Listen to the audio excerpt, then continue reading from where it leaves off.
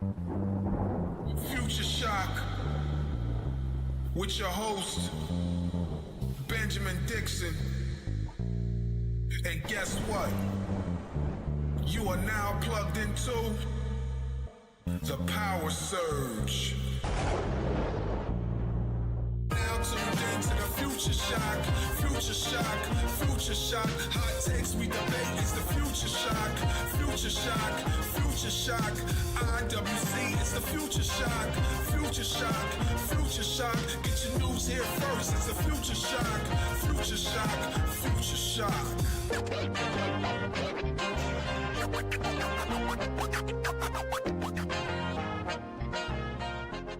This is your boy, the Cardinal Nick Thompson, the current IWA Explosive Division champion, and you are now watching the Future Shock Wrestling Podcast, and you are now plugged in to the Power Surge. Twing! What's going on, everybody? It's your friend of neighborhood wrestling content creator and digital media champion, BJ Dixon. I'm here to talk to you guys about our sponsor, Pop Mania. Pop Mania is a website created by our good friend and brother, Cam Lewis, who created this game, and he has a ton of different options for your game playing pleasure. He has Pick'em, where you can do predictions. He also has Higher or Lower, which suggests that whichever wrestler that you pick, whether they're higher or lower, will depend on the one that you're picking. And then, like, you will have if your streak continues, you will be on the leaderboard. You also have trivia games from Pop Mania as well. You also have a versus draft. You have a pick your goat. You have what's called Ring the Bell. Ring the Bell is the game where you essentially play with your friends and you pick different wrestlers and you see which ones are better when it comes to your picks. And then whoever has the better picks wins. You also have another game that is called Build Your GOAT. Who do you think has the intangibles to be the greatest of all time? We'll find out in Build Your GOAT. You also have your shows and you have your leaderboard. If you guys are on the leaderboard, that means you've scored the highest. So I want to thank Pop Mania for sponsoring this podcast. And you guys can use my code, PowerSurge77, for all your game playing pleasures. Play on, everybody. Yo, what's going on, everybody, and welcome to the Indie Spotlight. Listen, today our guest is none other than referee Dan Fitzgerald. Referee Dan Fitzgerald is just a great guy. He's an awesome independent wrestling referee. He's even a better person. One of the people who, when I first got into content creation, gave me so much information about the wrestling business and everything. So I can't wait for you guys to hear his story and talk about his life and his journey as a pro wrestling referee. Peace. Yo, what's going on, everybody? And welcome to Future Shock Wrestling Podcast. You are now plugged into the Power Surge, and welcome. You have now walked into the Indie Spotlight. Now, today, my guest is none other than referee Dan Fitzgerald. And let me give you all a brief introduction of him, and then we're going to get into our questions. Today's guest is someone whose passion for professional wrestling goes beyond the stripes. Referee Dan Fitzgerald is a proud Irishman, lifelong wrestling fan, and he attended the Academy of Professional Wrestling. Throughout his journey in the business, he has shared locker rooms with some of wrestling's biggest names, including MJF, and has developed a deep appreciation for the history, traditions, and evolution of professional wrestling. Whether it's officiating matches, discussing classic wrestling, or sharing stories from behind the curtain, Dan brings knowledge, experience, and genuine love for the industry. I'm excited to present to some and introduce to others referee Dan Fitzgerald. How you doing today, brother? I'm good. Good to see with you, BJ. Yes, sir. Yes, sir. You ready to get into it? So, for those who may not know you, man, what got you into what caused you to have love for professional wrestling? Like, 'cause I know that you're I know that you grew up a wrestling fan from what we talked about. So what really drew you in terms of your love for professional wrestling? Quite literally rebellion.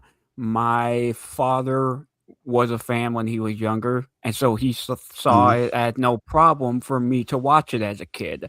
My mother, on the other hand, did not like the idea of it at all and just refused to have wrestling in the house at all. And so I would be sneaking out with my friends, or just we're watching it over there. Or when my mother was gone, I would turn on Friday Night SmackDown when it was on free TV way back in the day, almost 20 years ago now, and that's how I'd get it. Years go a little bit by. I'm in middle school. My mom comes home, catches me watching it. They're just like, "What?" And I'm just like, "Look, I've been watching this since I was like 9 years old." And my dad's like, "It's just wrestling. Whoop de doo," And this was during the CM Punk Jeff Hardy storyline. And so my mother's like, "I'm gonna watch this with you just to make sure everything's good." My mother didn't fall in love with wrestling, but they did love that storyline of CM Punk and Jeff Mm-hmm. Hardy, because they're just like, and so she now sees it as a legitimate form of storytelling. So it was I was just sneaking away and watching it with my friends and get caught in middle school watching it, and my mother being irate. But honestly, it was more of a rebellious thing of like, I'm not gonna watch it because you don't want me to, just because. Yeah, I definitely feel you because my journey with professional wrestling started as an act of rebellion myself because I was not allowed to watch wrestling growing up, and then as I got a little older, I began to watch it, and you know, I I even watched it growing up a little bit, so like I definitely feel that rebellion spirit a little bit because I definitely was watching like WWE ECW back in the day, like that version of ECW was a very foundational version for me as a kid in terms of like the kind of wrestling that you weren't even supposed to really be looking at like that. Oh, So 100%. oh yes, definitely. So as a proud Irishman, how was your heritage influenced your personality and your approach to wrestling? Um, honestly, there's when it comes to how I was raised within my culture, my family has a big thing of you keep your word to the best of your ability until you physically cannot, or legally cannot, or it's to the detriment of your family. And a lot of how wrestling works is to your word, whether it's a text message deal with a promoter, a handshake deal with a t-shirt maker, a gear maker, or with the guys in the back. It's always, Mm, can I take this guy at his word. And that's the same thing with how I grew up. My father, from an early age, said there are three currencies in this world: money, respect, and your word. And only one of those you mm, really have control over. And my word, and since then, as a mm. kid, I stick to my word to the detriment of myself at times, and my wife thinks I'm nuts at at moments, but that's just how it goes. And when it comes to the influences for wrestling, it's I've gotten to meet a lot of Irish-born wrestlers. Either they come for the states or they're in WWE, TNA, where have you, and it helps me gain perspective, especially with things happening back home overseas and whatnot. And it's it's been eye opening for me, and it makes me miss. 'Cause my family's in County Cork, Charleville County Cork, Mm. and I haven't been back there since I was like 15 years old. I'm 30, Wow. and I mean, I was a teenager. It's like I have seen these guys almost every other year. They come over here all the time. I don't want to fly back to Ireland as a kid, and then I just Mm, didn't. I graduated high school, moved to California, and I just haven't gone back in years. yeah, I definitely feel you, man. It's something very like good about you, man. That like that you want to keep your word. And you want to do the right things, man. So I definitely feel you on that. What's going on to everybody in the chat? I see everybody pulling in. What's going on, Mr. J? What's going on, everybody? Thank you, everybody, for pulling in to the chat today. Appreciate y'all. Appreciate y'all. If y'all have any questions for Dan, please hold them until the end, guys. Please hold them until the end. Um. So what led you rather to enroll in the Academy of Professional Wrestling, and what was that training like for you? So, what got me to enroll? I I had just gotten back from California. The studio, like I graduated high school. I moved to California. Studio gets bought Mm-hmm. out by Discovery. They're keeping everyone with college degrees. I just graduated high school like 5 months prior, so I'm packing up my car and moving back to Minnesota. Mm-hmm. And I start kind of bouncing from job to job, uh, bombed out of local community college. I mean, bombed. I barely even tried. I was partying and junking, partying, drinking the whole 9 yards. And when I got fired from a gas station in early I want to say early 2017, my dad made me come work with him at the security firm he worked at, which got me my Mm-hmm. career as a security contractor for a good while there. Mm-hmm. And over time, I was just thinking, what do I actually want to do with my life? And for some reason, wrestling just kept coming into my head. Now, at this point, I haven't been to a local independent show at all, but I just so happened to see an Mm-hmm. ad for the full name of the school is the Academy School of Professional Wrestling. And at the time, it was ran by Ken Anderson, Sean Davari, and Eric Cannon. Nowadays, it's just Ken Anderson. I Mm-hmm. was hemming and hawing on the idea. I did their boot camp. I did well at their boot camp, and then I spent the summer Mm-hmm. thinking about it. And literally, either the night before or 2 nights before, I took my credit card, maxed it out, paying for the classes for the 6 months. Just maxed it out like 24 to 12 hours beforehand. Got one of the last slots in the class, and and then I was there that next day or the day after, October 4th, 2017. It was just one of those last disc calls being like, "Screw it, why not? I'm already mostly broke as is. What's another Mm-hmm. $4,000?" That's kind of was my Mm-hmm. mentality at the time. I was 21 years old. Wow. So,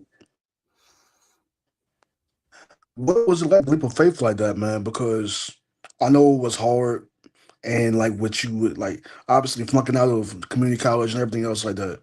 So, like, what was it like to take a leap of faith the way that you did with that? I honestly, looking back on it, I can be like, "Oh, it was a great idea," but at the time, I had no idea if this was a good idea at all. In fact, my Mm-hmm. dad was fully against this. He went to high Mm-hmm. school with Jumpin' Jim Brunzell and plays cards regularly with a lot of old AWA legends. And he brought me the cards when I was thinking about going to the academy, and he's like, "You're gonna sit at the old man table with us." I sit down, and there's Jumpin' Jim, the Iron Duke, and like four others that were just around that table, playing cards, and they're talking about their injuries and the horror stories they faced during the territory days, and can't remember which one, but one of them just looked at me and said, "There's nothing any of us can say, is there, really? You've already made the decision. You're just deciding when to pull the trigger, you know?" And I'm just like, yeah, maybe, My dad tried to kind of get me to be scared straight. And to a degree, he kind of did. It just made me sit there just like, I need to make Mm. smarter decisions. Granted, it took me a couple years into my career to start making those smarter decisions because I fell into some early trappings early on in my career. And what were those early trappings, if you don't mind talking about it? No, I have no problem talking about it at all. I'm actually 7 years sober this coming October, ironically enough, and I about a month or so into class, I injured my left knee pretty badly. No tears or anything like that, but looking Mm. around at everybody else and things like that, everyone holds up physically to professional wrestling differently. Like I can do a lot Mm. of the same thing the guys can do, but I would not be where like one of my buddies where Riley Jackson is right now with all and and if I were to have done the same things, I don't think I would be walking at the moment. Yeah. And it was one of those things, but when I injured my knee, I would prescribe the narcotic. And at this point I have already been heavily drinking since I was like 12 or 14 years old. And then I just no, thank you. But I and then it just combined the two, and it was not a good couple of years early on for me because I fell Wow. into that trapping very early, that old adage of pills and booze. Mm. What did you learn in your sobriety journey? Because I know that breaking a habit, especially like a destructive habit, like drinking and alcohol, is a hard thing. So, like, what did you learn on your sobriety journey? uh it first of all, withdrawal sucks. People, I've always heard people kind of not romanticize withdrawal, but saying it's not so bad, it's bad but it's not that bad. Bull, bull. Withdrawal has ended lives. Mm. It's such a pain. And here's the thing, I started to try to get clean in October of 2019. you know Mm. 2020 rolls around.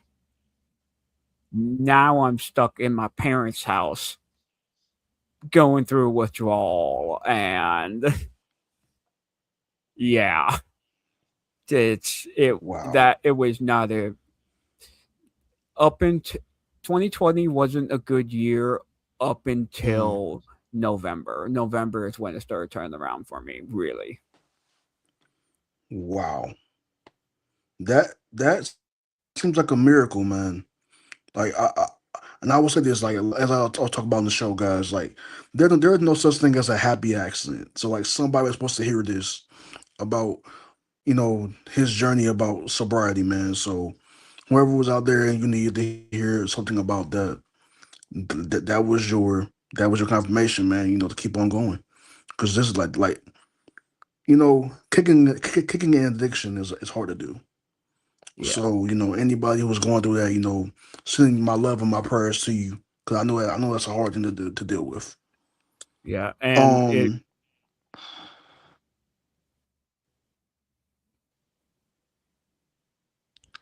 go ahead, Dan. okay. And you never know what would happen, especially when you start sobering up, because literally later that same year in 2020 in November is when I met my wife. So Hmm. I don't think they would have, if I was still would have been how I was, they wouldn't have looked twice at me. And they've been my rock since then because of that. And I wouldn't say it was like a reward, but it was something it was just like, hey, you made it over a year. You know what I mean? Kind of. Mhm. Yeah, man. That there's always a bright side to every situation. Like for every bad situation, there can always be a way that you can turn something around. So I'm glad that you shared that. And so what made you decide that refereeing was a path that you wanted to pursue instead of becoming a wrestler? Because a lot of people grow up and want to be either wrestler, commentator, something of that ballpark. But a referee, a lot of people would say, "Oh, I don't know about being a referee." So what made you want to be a referee? It was a quite literally a almost hour long conversation I had with Davari shortly after my injury, and I was coming back to camp and things like that, not really able to do a whole much. Me and him talking about just how people's bodies hold up in wrestling, and he's just like, he's like, you have the skills to be really good, but you would be a Mm, flash in the pan 5 year career. You would be a flash in the pan. You would mm, do something and you might be paralyzed, you might break a leg, but you'd be done within 4 or 5 years. mm, And it was a mm, it was a reality check I needed. And I just sat there and I listened and I learned, and that's when I decided to learn the skills of a referee and also begin training for things backstage, learning how shows are pretty much learning how to run the day operation of when a show begins. I'm still teaching myself and learning the booking and the math and things like that, but day of coordination, I that's pretty much where a lot of my bread and butter comes from. And when people hire me, we at the conversation we have, and they either have a day of coordinator that I work with, or I am the day of coordinator. And you're dealing with the wrestlers, making sure that people are trying to get we're on time, because apparently everyone in wrestling has ADHD, and you're wondering where somebody is because they're 15, 20 minutes late, and you're calling them and they're at some tourist trap 15 miles in the other direction. And it's just, these are my friends. These are my friends. But I wouldn't trade what I do for anything else. I'm happy where I am, and I think I'm where I'm meant to be. And my dad's smug attitude about me doing a lot more backstage work, especially nowadays. My dad always said when I started this and with going into this, he was like, all the money is backstage. It's never in front of the camera. It's never in the ring. It doesn't matter with any sort of production. It's always backstage. I'm like, yeah, whatever. He's like, you always end mm, up where the money is, kid. And when I started doing my day of coordination, and he was at the show of my when I first did that, and he saw that I was doing a lot of backstage work, and he's just like, "Hey, how much more money did you make today versus when you were just a performer?" And I had to tell him to shut up for being right. And he gets smug wow. about it too. Oh, he gets smug every time he talks about it. Old Irish I bastard. mean, yeah. I mean, I definitely feel you because like sometimes you have to like when you're living your dream as a wrestling personnel individual. Sometimes people will be like, "Oh, you do what? You're a referee, or like for me, like when people ask me if I do like when I do wrestling content, they be like, you do wrestling content? Like I'm like, yeah, like I don't think it's weird, but a lot of people from the normal side will be like, that's kind of weird to do stuff about people who wrestle in their underwear. I'm like, it's pretty cool actually if you actually watch. Yeah, try explaining this to your soon-to-be mother-in-law, what you do for work and at dinner, and it doesn't make you look good. It does not make you look good when you first Yeah, meet the parents. It's yeah, oh god. yeah. Because like, if it ever comes up like, oh, what do you do? I'm like, I work in a restaurant and I also do wrestling content on the side. like I do I do wrestling content, and people be like, "Listen, I do this for the love of the game." So you know, Oh, 100%. yeah, wrestling content and wrestling is most definitely crazy lunatic. It is definitely addicting. Like it's an adrenaline rush that you won't get from anything else. I've done a lot of other things. Like you don't get the adrenaline rush that you get from doing wrestling content.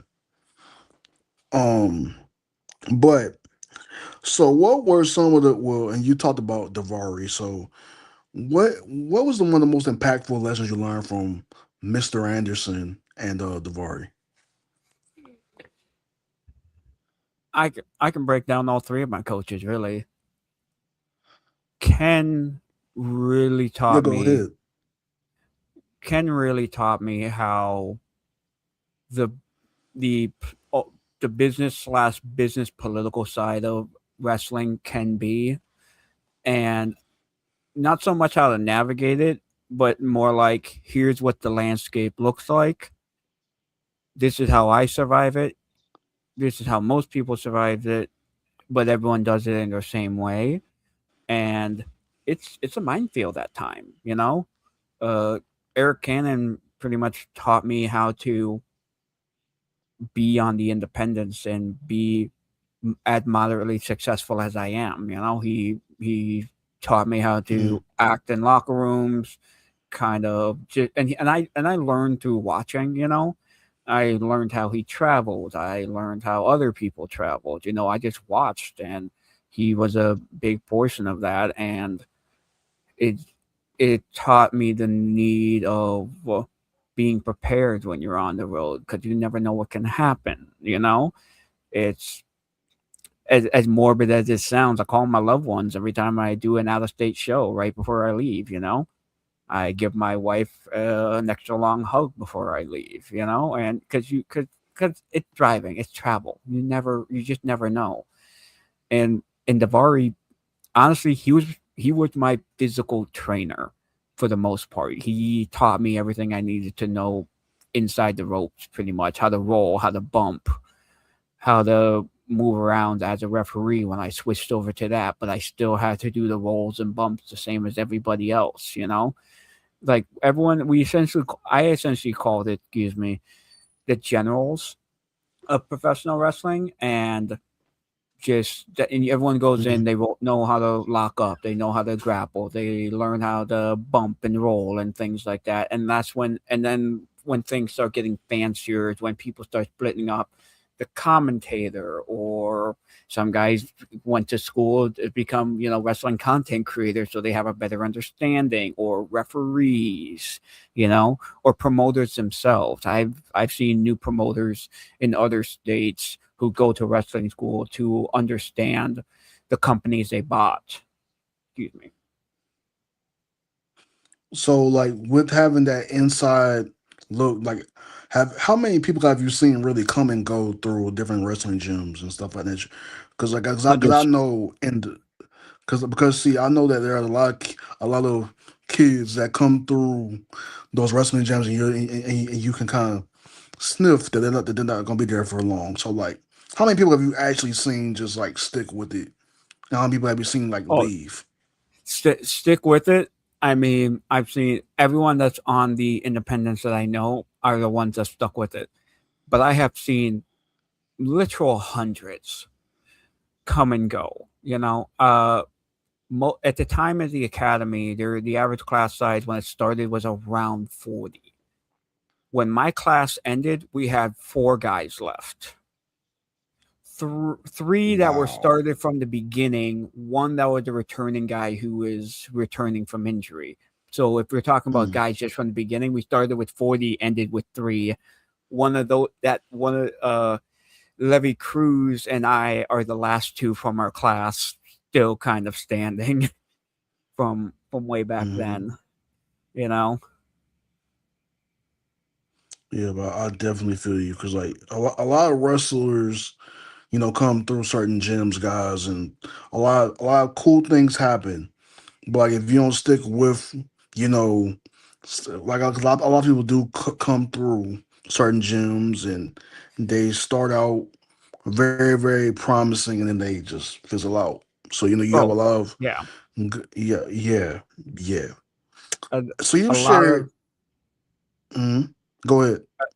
a lot of people that I knew who are like my close friends now thought I was going to be one of those guys who would just fizzle out. I came in 280 pounds, not knowing what was going on, just kind of confused to the world.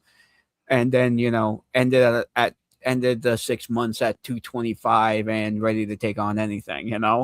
And here we are almost nine years later. Hmm.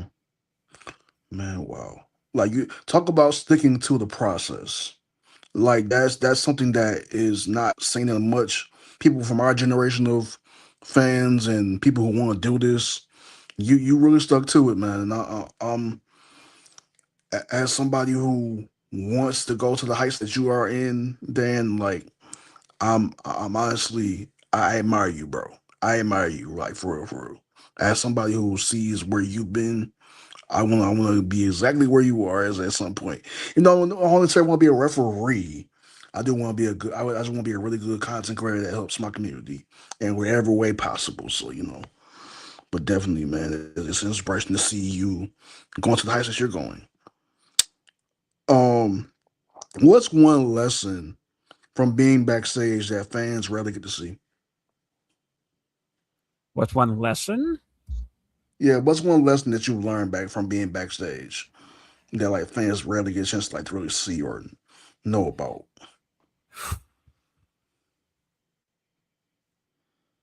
I'm trying to think because dirt sheets exist for a reason these days, and it's hard to think of any like people know when people lose a sock in the locker room these days or a title belt or anything. Yeah, It's hard to yeah, think, but a hard one lesson I've learned is that you can't always trust your bosses at wrestling shows. You can't always trust promoters, and it was one of those. It was like a lot of fans seem to hear the story and things like that, but they don't really see the reality of it. Like, oh, the guys got stiffed on right. pay. This happened to me, I believe, 2018, 2019. I was in North Carolina for a solo show. No one else from Minnesota was coming down. I had the time and money. I went down, and they were going to pay me for being there and cover my gas and things like that. So it was myself. I think there was two wrestlers from Montana and another from New York. We were all there, three or four out of state guys, and the rest were locals. M- Halfway through the show, the promoter just disappears. Just disappears, and it was the first time I've heard stories like horror stories. When I started, but I I'm Mm, a year or so in at this point, and I've never seen it before. So here I am, almost 1,000 miles away, barely $50 in my pocket to get home, mm, and I was able to make it home. I stretched my dollar at the farthest I ever could, and this is why I give this advice to new guys now. I'm just like, from your paycheck, whenever you can, just take 50 or so bucks, put like 250, $300 in an envelope, sew it to the inside of your gear bag, and just forget about it until you need it. Just forget mm, about it because you never know. You could be out of state, and the next thing you know, mm. you're sitting there, hanging in the wind, going, "Oh, okay, I am about almost 2,000 miles away from home, and I got half a tank of gas and no food." Yeah, and you definitely don't want to be one of those people who just, you know, especially when you don't know anybody in that city. You Oh, definitely, at the time, I yeah, knew nobody in the Carolinas. I do now, but it's just like I was just like, man, that that really sucked at the time. It really did. Did you know anybody that wrestled in DPW that were in that Carolina area that you knew well when they shut down?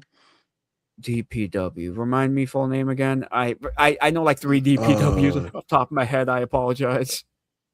Deadlock Pro Wrestling. Deadlock. Did you know any of the Yes. guys? I in passing and with friendly conversations and group chats, yes, and things like that. I just remember a lot of the guys being disappointed when Deadlock Pro went under. So Yeah, I was very sad. Like I thought about, again, maybe think about a lot of these independent wrestling places that like Prestige had to shut down, and so many places have shut down recently, and it kind of broke my heart a little bit because I was like, this means there's going to be less of an independent wrestling market somewhere where somebody has he- put their name and everything. here's a sad fact of the matter, and I've seen companies come and go. Most companies have a shelf life of 3 to 5 years. Now, in Minnesota, we are very lucky. We have promoters and a history of wrestling in Minnesota that runs deep. So Hmm. we have promotions that have been running for nearly 20, 30 years, and it's so we're lucky in that sense because there's a good bit of history, but most new companies don't make it past year 5, really, and I think it's sad because there's less places for fans to go, less places for myself and others to work, and it's not a good situation overall. The promoter themselves are losing house and home over it sometimes, and it's not fun to lose business. Yeah, it never is. I I whenever independent wrestling is in your area, guys, this is why I say promote. I mean, enjoy and go enjoy independent wrestling while you have it, and promote as much as possible because you never know when it may be gone. You never know when it may be gone. So to get on the lighter side of things, so you're known, man, for having a lot of wealth of wrestling history knowledge. Where did that passion for wrestling history begin? Wrestling school, it really did. I loved history in regular school, and we in early 2020, I'm not kidding you, Ken tried to do online wrestling school, and it was just a lot of Really? minister. Oh yeah, no, it was an attempt at trying to do something, and I respect it and I applaud him for trying to keep us engaged and things like that. But it guys stopped showing up after a while. But it was Hmm. just wrestling, Midwest wrestling history, Minnesota, Wisconsin wrestling history for a good bit, along with talking about matches and tape study and things like that. So from there, I just kind of, especially with my dad being friends with old AWA guys, I started talking to them, started finding old newspaper clippings in libraries and whatnot, and just started digging through Midwest history, really, out Hmm. of pure curiosity and boredom, in 2020. Wow. So, like, how did you learn about the Opera Cup? Because I remember when I first started watching MLW with you and Deidre. Shout out to City of Wrestling and Deidre. Um, how did you learn about the Opera Cup and that? And like, because when you told me about that, you were like, "Hey, BJ, this is basic wrestling history. How do you not know this?" And I'm like, I just legitimately just did It's not know about it. So I I think how did I you learn about it? so the Opera Cup. How I learned about it was there was a couple of guys from the Midwest during the early days of the Opera Cup itself who Hmm. were participants in it. And Hmm. I am not I won't ever claim to be the biggest, knowledge source when it comes to that. There's going to be guys who are closer, especially culturally, to the Opera Cup because it's up there with the Crockett Cup. You know what I mean when it comes to wrestling prestige and history for it. But I learned about it through just reading old articles and guys who came back, in character talking about their time, you know, competing for the Opera Cup, and I'm just like, this seems like something special to me. Mm, And so I dug into the history of it a little bit and kind of fell in love with it. mm. But then I also didn't know where to watch it at the time. So when we were watching that and it came up, I'm just like, yes, please. I am here for this. I kind of nerded out in that moment, going, "Oh my god, yes, please." And for the six people who may not be wrestling nerds on this in this chat, tell them what the Opera Cup is and why it's so prestigious. So the Opera Cup is currently operated and held by MOW, which is an event that the revival. Their Opera Cup is a revival of the old 1948 Opera House Cup with the professional wrestling Opera House from way, way, way back in the late 40s, early 50s. It went on for a bit. Unfortunately, a lot of that history, like a lot of things from back then, are just Mm-hmm. scattered to the wind or missing. And it's one of those things a lot of people tried to put together. I was one of those guys for a minute there. And then ADHD took over, and me and a few other guys are currently now trying to figure out, like, if you haven't noticed, wrestlers do everything on the left side. In Mexico, they do it on the right. Hmm. Everywhere else in the world is on the left. Go watch luchadors. You'll start noticing that, especially old lucha libre, and we're trying to figure out why they were doing it on the right.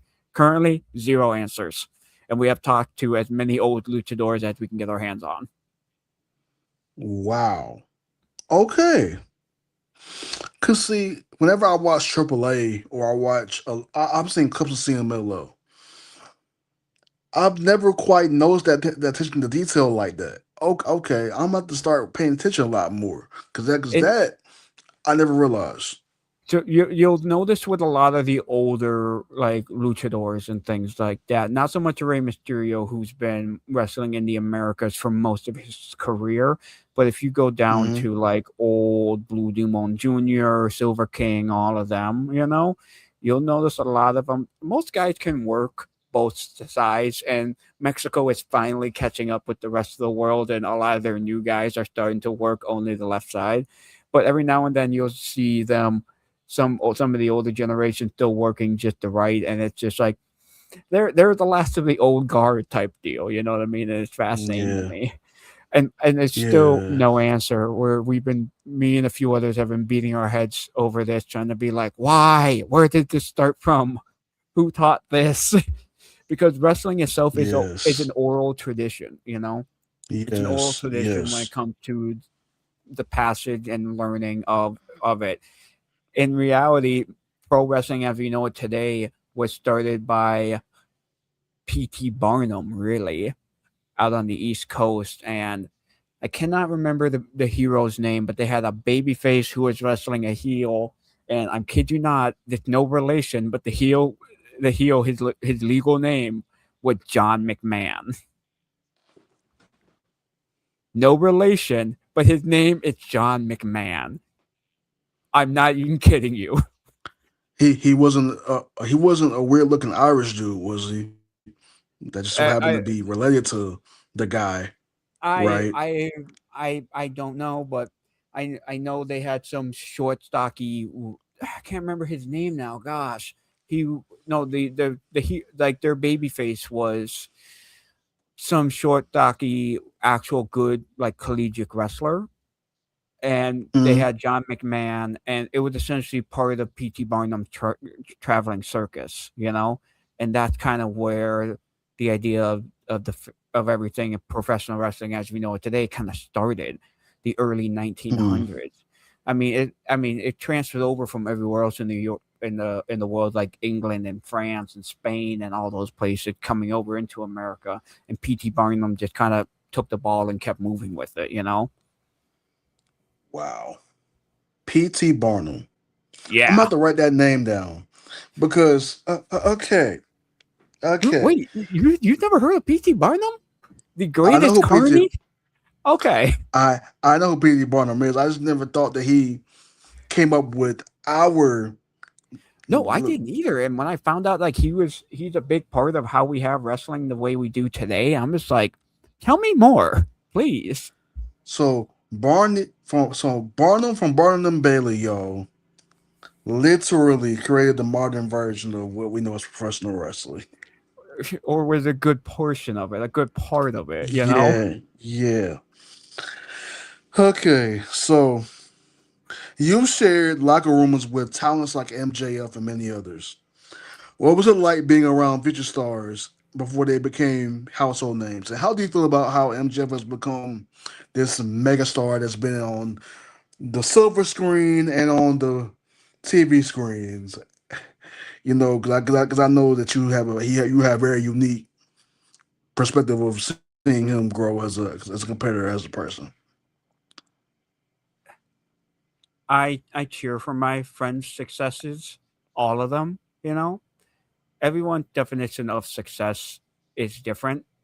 At one point, I wanted to be where with them where they are and things like that, but my definition for that for success is now very much different. I am extremely proud of all my friends from WWE and AEW.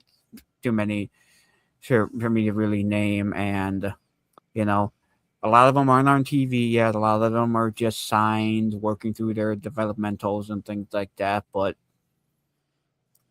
they're paying for their parents' houses. They're raising their kids on this money, and I'm they're doing good things for their own lives, and I am extremely proud to be their friends. I don't talk to as many of them as I used to, you know, but that's Mm. okay. But that's just how life goes. I've shared locker rooms, shared friendships, and those memories are still with me. The photograph still exists somewhere on the internet. Yeah, and no, I'm extremely proud of everyone, and I genuinely mean that. My version of success is I want to build something that lasts here, that helps the future generations of wrestlers here in Minnesota Mm. and the upper Midwest specifically. And I've been Mm. working on something. Dadrian from City of Wrestling, actually, I sent it to him, and he kind of has an idea of what I'm trying to build. And it's it would be another alternative, but I am many years away from ever putting it to light. It's right now it's on the paper and pen portion of the dream, not the let's start throwing money at this and building this portion. Hey, we will start GoFundMe if it comes down to it, bro. If I got anything to do with it, we will start GoFundMe because someone like you deserves to have a stamp in wrestling history in some sort of way. So, like, quite frankly, you deserve it, brother. So, um, are there any underrated wrestlers or referees or promoters from wrestling history that you think deserve more recognition? These could be territories anywhere. Honestly, I don't think yes, hi, I am a Minnesota guy. And self-love to Minnesota, but I don't think Vern Gagne gets the necessary props or praise he deserves. He truly was the last holdout when Vince was taking over, one of the last Mm. holdouts, and was the most I don't know how you could be violent in a courtroom or anything like that when it comes to lawyers, but he was violently against, losing the upper Midwest territory, Minnesota in particular, and which is how wrestling is so ingrained up here at the state is because of the work Vern Gagne put into Mm, it and with the AWA and just he when the tides were changing, he was changing with the times to keep the promotion afloat and things like that because he was always kind of good at that mm, from reading history and talking to guys who were alive back then. But mm, Vince's ever expansionism of taking over pretty much the entire country and Vern kind of holding the line as an old man, just it's inspiring to me. Just not only just as a wrestling fan or someone in wrestling, but just as a person. You know what I mean? He was holding. He's just like, I refuse to close my business just because you're trying to take over everything. You're monopolizing everything. Screw you! I spit on that idea. You know, and I respect the heck of a lot. And if you guys have been paying attention to the news, Minnesota very much has a history of like, come and take it. We dare you, We stand our ground up here. I mean, hey, they call you guys the show me state for a reason. Amen. Yeah. So I mean, Minnesota wrestling, man. So what Minnesota wrestlers, man, did you love growing up that have inspired your love for professional wrestling? This is off the cuff, by the way. Honestly, I as a kid, I didn't really love Minnesota like I do now. I had to leave Minnesota and go live in California for 5 months to realize, being like, take me home. It's too sunny here. You know, too much sun and people are weird. But it was I didn't think anyone important came from the state as a kid. So especially with my love of professional wrestling, I Brock Lesnar technically from the Dakotas, but if that's the only guy we got from Minnesota, because I never really looked into it as a kid. I was just like, whoop de Mm, doo, and it wasn't until I got much older and started looking into it and seeing like the Kurt Hennings, you know what I mean? And technically he's from Wisconsin, but Ken Anderson, Iron Duke, Jim Brunzell, you know what I mean? Greg Gagne, Vern Gagne, just all of pretty much almost everyone from the AWA days would just, Baron von Raschke, the Red Russian. I believe that's what it is, but I can't remember now.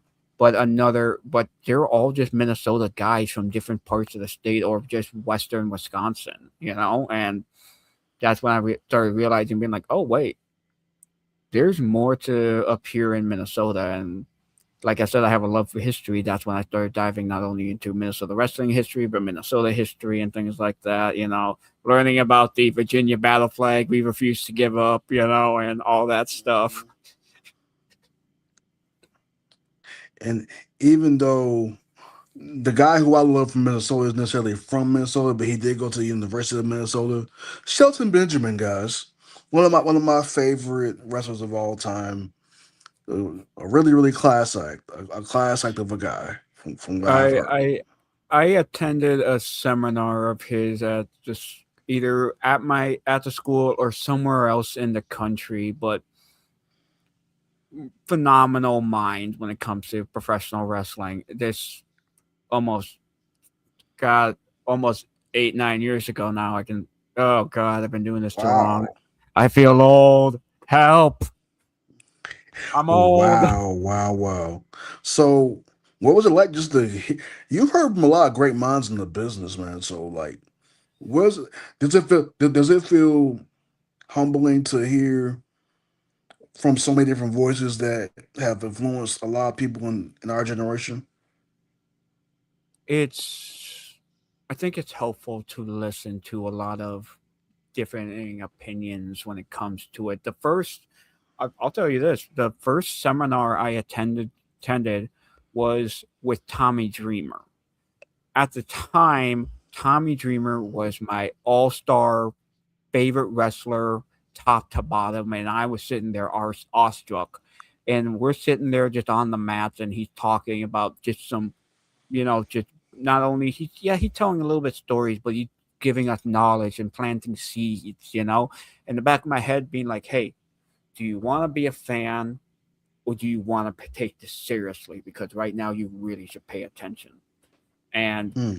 the fan side of me, it didn't exactly die, but it shriveled up, Hmm. and it was just like you're listening to quite literally one of what people consider one of the great minds of professional wrestling, and so my idea of celebrity in wrestling has changed since then because it become being like, oh my god, that's a megastar, to holy crap, he's been doing this for 20 years. I want to pick his brain for 15 minutes, You know what I mean? Wow. And so it shifted my perspective immensely, and I think I came out better for it. I think that mindset saved my career because there are plenty of guys who came through the school who are just fans they're either trying to meet big stars and trying to befriend them, or they're trying to meet women or men in some cases, you know, and when that fails, they bounce.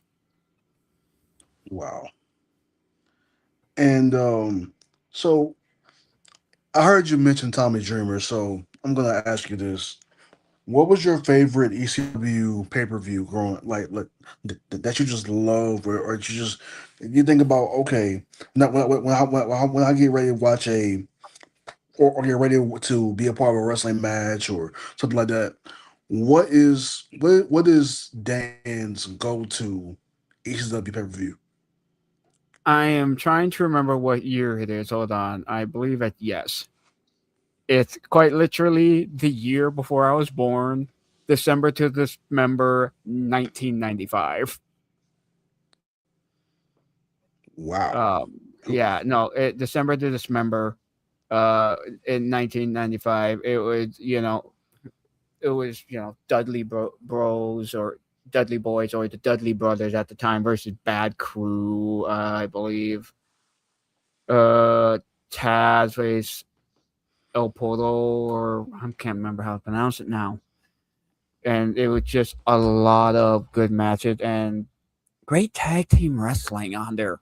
As a referee, I'm not a fan of doing tag team matches. It's just there's a lot of moving parts, and I can do it. I'm just not a fan of it because I don't think I do my best work in a tag team match. But I love watching tag team wrestling, and Wow. I believe it was a tag team versus Eliminators and Pitbulls at the time.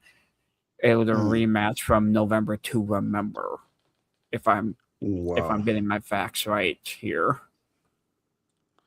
So, since we're on the subject of ECW, like, what was it like to watch Hayabusa back in the day? Like, did you watch a lot of Hayabusa? Not as much. You gotta remember when it came to me, I'm like I said, I'm 30 years old, and ECW of that nature was kind of past and gone at that point. So anything I saw was Mm-hmm. through tapes my friends had, and Mm-hmm. we were very young kids. We were like 7, 8 years old, stealing videos from the Blockbuster when they still kept the videos on the shelves and things like that. Yeah, let's date Mm-hmm. myself Mm-hmm. even more. Blockbuster was still a thing, Yes. guys. I, I But I we would just I grew up steal in that them from era the too, store. so Yeah, I no, feel you. I grew up in that. Yeah. yeah, no. Here'd be us. We would steal the videos, watch them, rewind them like good people, and walk up to it and put it in the return slot like a bunch of animals on our Wow. bicycles. The manager knew Wow. we were doing it, and he saw that we were taking good care of the tapes, and he's like, you know what? They're kids. It's not worth my time, you know? Yeah, because see, this is back in the day, y'all, where you could trade tapes. That was a long time ago. Oh When yeah, you could now it's trade. just trading Google Drives. Yes. Back then, you had to literally trade a tape, and then from what I've heard from people like Tony Khan and everybody, there was literally um chats of people just like literally trading one tape from another person, getting a different pay from this person, and like people Oh made yeah. friends doing that apparently. Like, Oh yeah, no, mm, I one of the promoters who I work for the most, his name is Mike. He runs Pro Wrestling Battleground up here in Minnesota. He's one of my favorite guys to work for.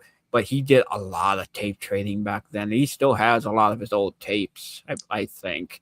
But he knows. Oh, he used to tell stories of tape trades and things like that. It was awesome. yeah, yeah. Like I and see for somebody like me who grew up in the late '90s, early 2000s, even though I didn't get a chance to necessarily trade tapes, I've heard a lot of cool stories about just how cool it was to find community through just the level of professional wrestling through like people just trading a tape and saying, "Hey, I saw this cool match here.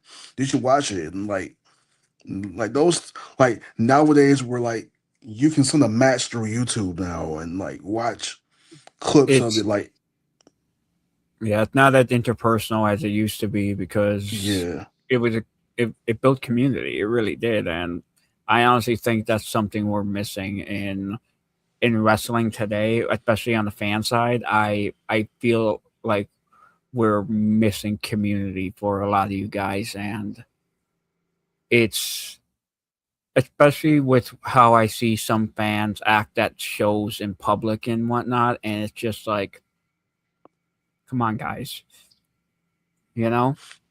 yeah, because like it's hard for a lot of people to make friends on like when it comes to these wrestling discords and everything. Like we were talking about this backstage, guys, like about how about how just crazy it is that like you have to send a link to watch certain things through a Discord. Like it's hard to really even have conversations with people in person more like now than it is like online. You can know somebody for years and years and years online and never meet them in person. And then like it's very, very disheartening to see how the lack of fellowship that it is and when it comes to just, people who just love professional wrestling, you Yeah, know. it's one thing if you've known a person. Like I have a friend in England who I met when I was younger, and we've only met, you know, and talked online and things like that. Had video chats and things with them and whatnot.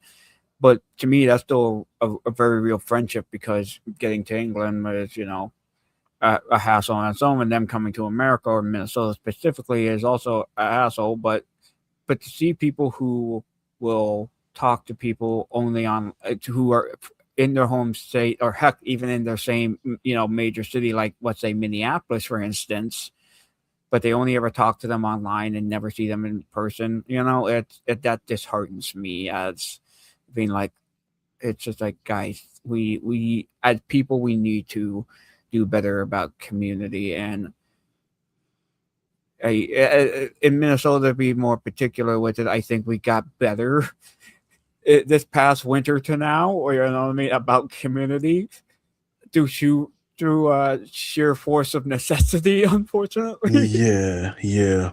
Sometimes stuff like that kind of makes you have to like Yeah, learn the essentials of community and learn how to because we just don't know how to communicate with each other anymore. And no, and it's oh god, it's I I won't say my job, but I work with kids, and it's just the way they talk to each other, like ay ay ay, just yeah. it's it's just heartening. It's just like yeah, my friends and I were, busting each other's chops way back then, but now if you got a buddy and you're busting a chop, you need to say the most horrendous thing that you have ever heard in your life. Now, granted, we have done that with our friends every now and then, but they do that to each other every day. Like it's uh Yeah, it's. It's very, very, very different in these days and times. But like, so I got a few more questions for you, and then whoever, guys, if you have any questions for Dan, now will be the time to ask them, and I will populate them up on the screen. But I have a few more questions for you. So, how do you think officiating has involved? How you think officiating has evolved from the territory era to today's independent scene? Mainly through technology. Technology has gotten better. Now, on the independence, we still, for the most part, have to use the old territory system of signaling things to the back, which is mainly hand signals and arm signals. You know what I mean? Everyone knows the big one, which is that, which The X, yeah, yeah, yeah, no, everyone knows that, and that's even if nobody talked about it, everyone would kind of figure that one out the first time they see it on TV. They would. Yeah, it's pretty self-explanatory. But on the independents, we still use a lot of the old territory day system because most promotions don't have earpieces, and the ability or the want to do a something like that when hand signals still work. And some promotions do have earpieces and communicate with the people in the ring and things like that. I've only ever used it once or twice, at a promotion.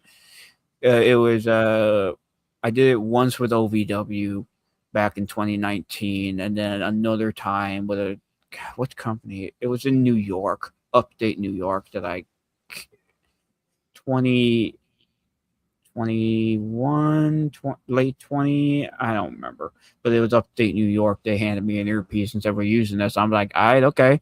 It's in the back of my head. I'm like, this is the second time I've ever done this, but sure, let's try. Screw yeah, it.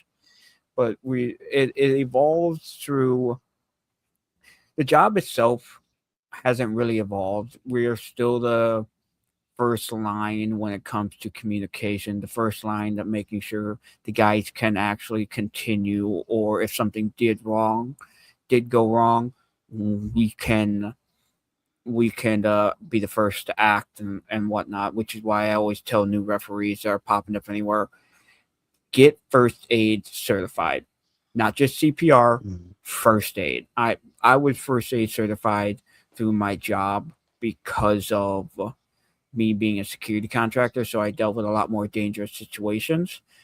But those skills have come in handy in the back where I have, not necessarily stitch guys up, but I have, staunched any wounds or injuries until like an ambulance could get there and things like that. Basically, I keep them breathing long enough for the actual smart people and heroes to do their jobs. And because that's how I see it. So years ago, when we unfortunately lost, I believe it was Silver King, and he had a heart attack in the middle of the ring, and everyone just standing there. Myself and other referees are staring at their official like, "Why aren't you doing CPR? You are the one person in that ring that should know CPR." You know, and it started kind of a small movement to be like, "Hey, wrestling schools, if you're teaching refs, have them get CPR certified." You know what I mean? Have your class get CPR, certified. Like everybody should. I think exactly, everybody in general should. CPR at minimum. Because you never know when you're gonna need that CPR Heimlich. Children. It's just exactly, you never know when someone might need it, or if you. Heck, you may never use it once a day in your life. You could live to be 105 and never use it and still go every year and get renewed. It's exactly. just Like it's the same thing. Like what like how different would it be if Masawa-san had a medically trained referee, and exactly. we would have had Masawa-san still here. Exactly. Because unfortunately, a lot of referees either do the bare minimum, which is CPR, which I'm okay with. I'm not a fan of it, but I'm okay with it because at least you have something. I There should still be somebody in the back, a wrestler, camera guy. Heck, if your girlfriend's a nurse, bring her to the dang show. Your husband's a doctor, bring them to the show, you know? You know what I mean? Give them some sort of amount of money just in case something happens. You know, somebody backstage should know some level of medical, period. Exactly. So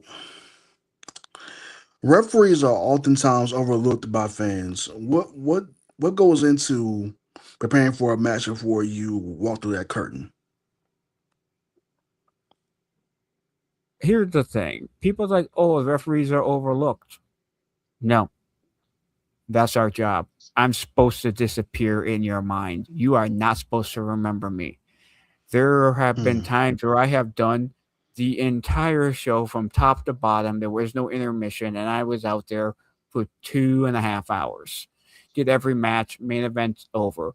I go into the back, I rested a little bit, drank some water, change into my street clothes, but they're still like everyone kind of has a character, including the referees. So I still wear something that being like the idea like it's just me turned up to 11, so it's just your average blue collar Joe, you know. And so I just go out there and I'm working with tearing down the ring because that's how that looks, and that's also part of my job.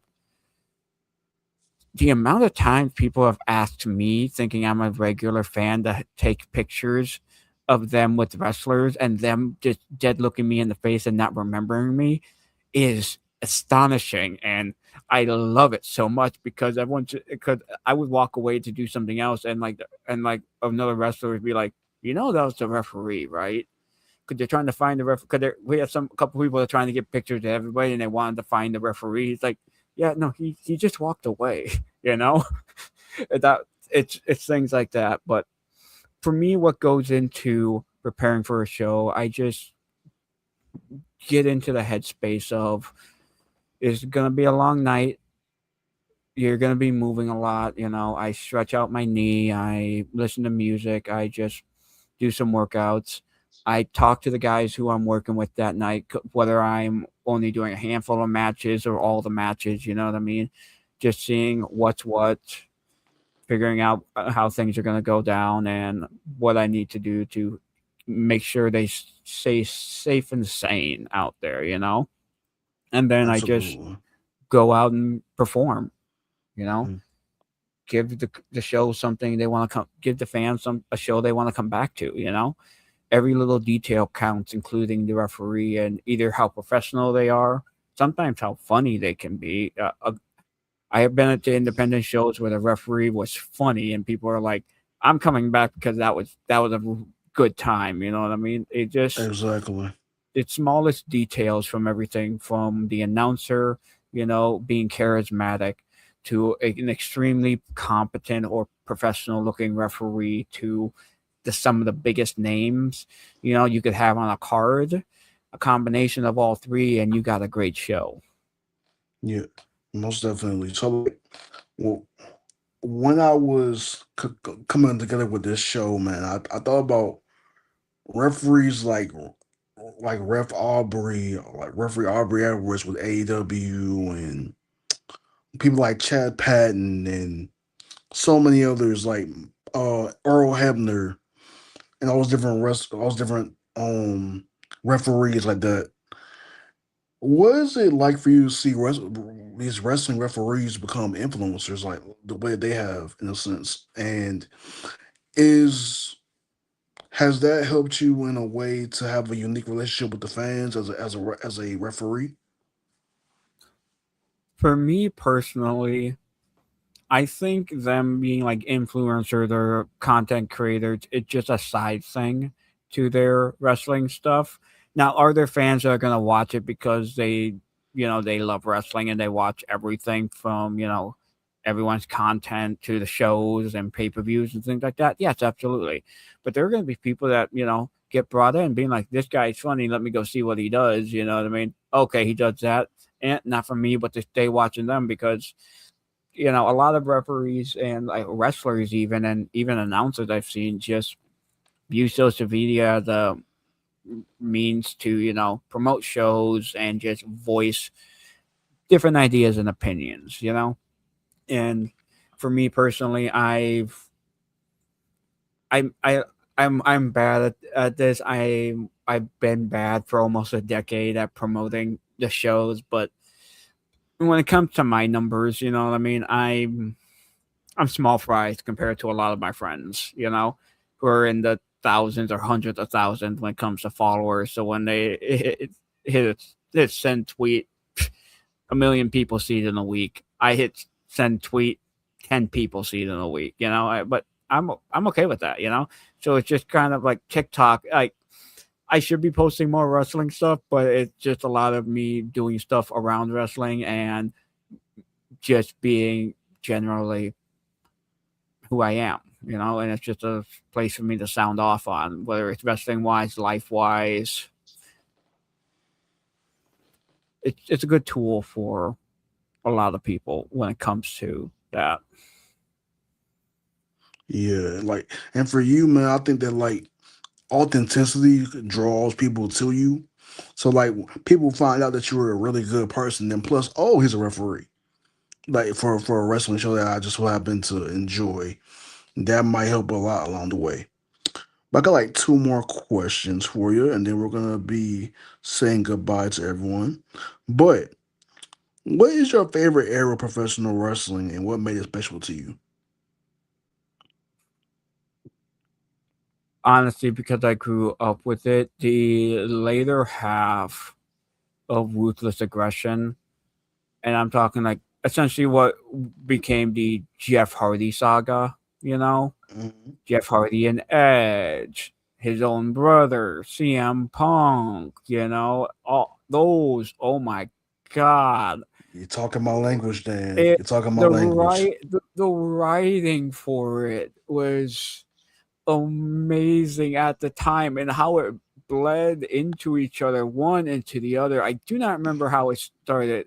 I think it started with Jeff Hardy and Edge with Yeah. Matt's heel turn at the Rumble, and then that gets finished, and something else happens which directly goes right into CM Punk and the world title, you know, and it's just a looking back at it now, it is almost seamless how well one flows into the other. You don't see that anymore, and it's a shame. They're bringing in Hollywood Yes. writers. Like, don't get me wrong, a lot of these guys can write a good story, but nothing that's cohesive to wrestling. I feel like they should be hiring. There's a lot of old head wrestlers who are just sitting around, like 70, 80 years old. Hire them, pair them with the writers, and you know the writer will come up with the idea, have the wrestler translate it into wrestling, and you know collaborate, and then hand it over. And I guarantee you, it would be 100 times better. You know, and still their idea. Hmm. Yeah, most definitely. 'Cause I think that the structure in a certain other company I'm not going to mention on here. I despise the way that they overly produce certain aspects of their show. And if you know the promotion that I'm talking about, then you know what I'm talking about. Um, Let's try not to get sued, please. yeah, yeah, yeah. I'm not trying to get a cease and desist on the third episode of the Indie Spotlight. So, um, yeah. What is the biggest piece of advice you would give anybody who wants to be in a wants to be a professional wrestling referee? Like, what's the advice you would give that person? Honestly, the advice I would give anyone who's starting in wrestling, especially if they're a kid and they're just getting out of high school or they dropped out of college, you know, Hmm. take your time and really think about it. And I've given this advice a million times. I'm just like, look at the different schools across the country, you know, especially if they're like 18, 19 years old. Look across the country because you're young, you really don't have roots, you know, and figure out what program fits you, what style fits you. Don't try to fit yourself in anyone else's style of anything, and go move there, pack pack your bag, pick up and go. It's like, because because here's the hard truth about wrestling: it is a go go go business, and if you're not doing that, you are left behind. And that's a lesson I learned a little too late in my career, because I took a small break for a while there, and my career is starting to pick back up, but it was one of those things where it just like there was a major pause on me, because it's just like, is he done? Is he not? He's only working for these two promoters at the moment, type deal. But it was just stuff that worked with my schedule. And young guys, I'm just like, take your time in picking schools, picking the people you want to be around. You don't need to necessarily vet, but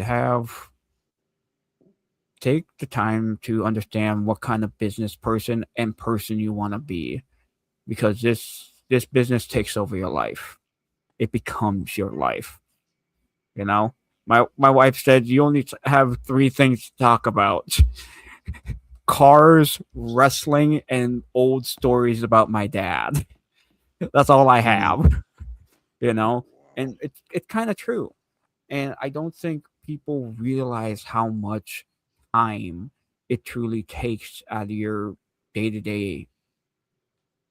Heck, before I jumped into here with you, I was working on some stuff with a buddy of mine out of South Florida.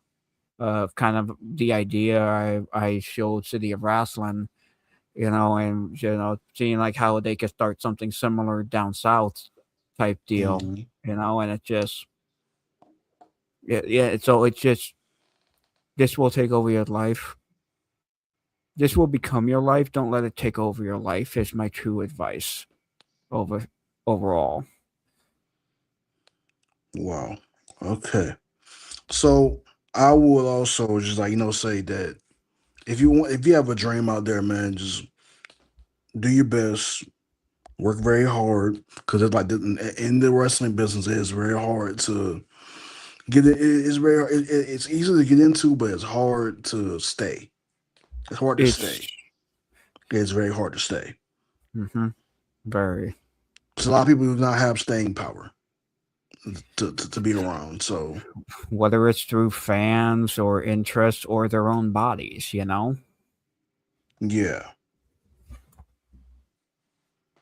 and for anybody, man, it's hard to get into. Just like it was hard. It's easy to get into. Like I said before, it was like you just got to stick with it. You have to have that staying power that you really really really want to. If you really want to do this, you will find it. Like you will have it in Hook your or by mind crook. that yeah, yeah, yeah. You gotta be determined that you want to do this, because the wrestling business is very hard. Now I've learned this as a content creator as well. Like you have to know that you want to do this. You have to Mhm. know. Yeah, this stuff gets But into your soul yeah. and changes you as a person, really. So one final question, Dan. So what really what got you to really look into like what made you into a first of all being a fan of independent wrestling, and then secondly,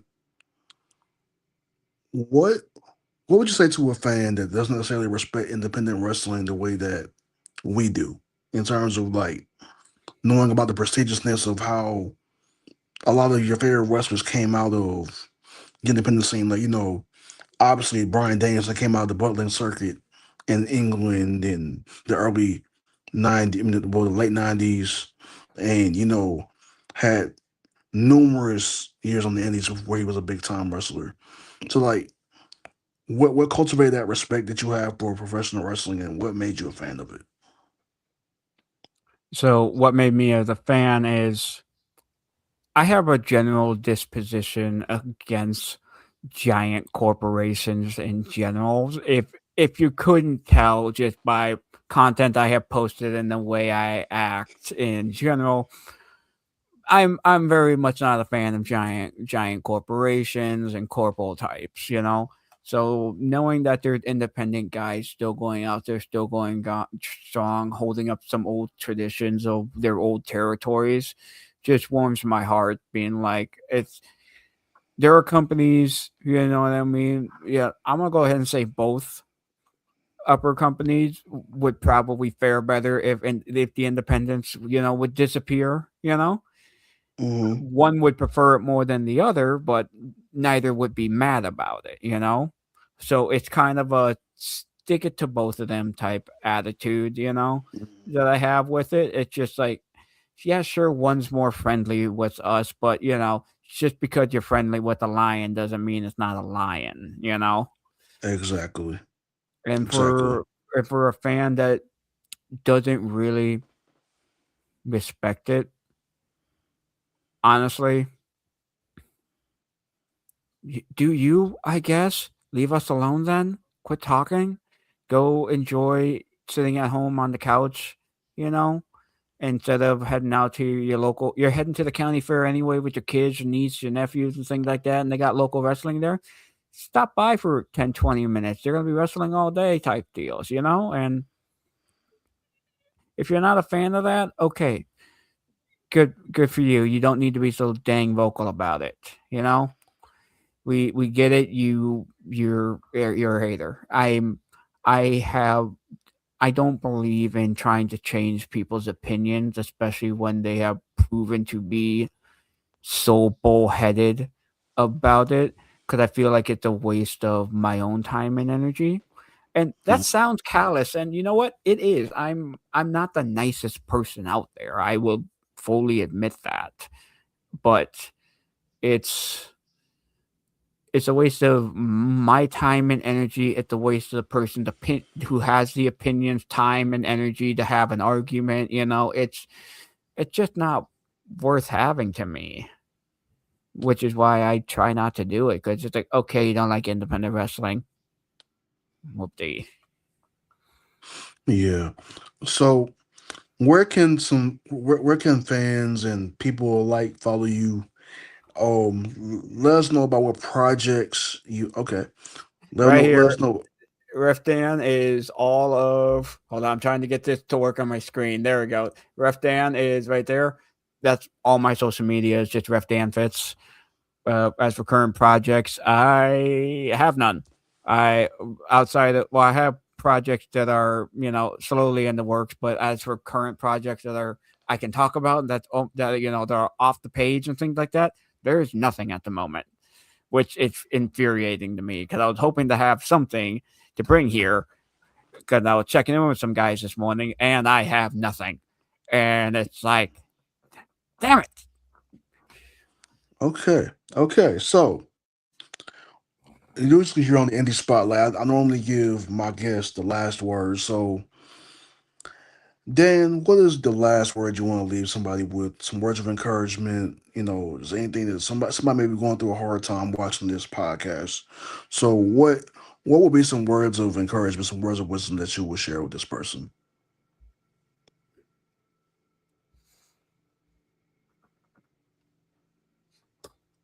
Here's some words of encouragement. If everything is going to heck in a handbasket every 5 minutes, that's the time to not wallow and say, "Oh my God, everything is falling apart."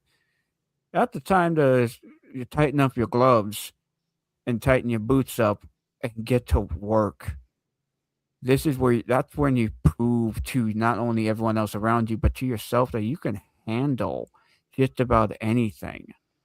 Hmm. So don't look at chaos as an obstacle or a problem you have to deal with. It's just an obstacle. Climb through it. You got this. Thank you so much for those kind words, Dan. Thank you so much for coming on. No As problem. always, my name is BJ Dixon, guys. Welcome to the. You have just now stepped into the indie spotlight.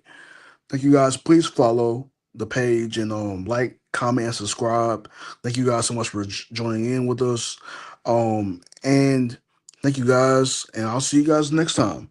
Peace. And there. Future Shock with your host, Benjamin Dixon. And guess what?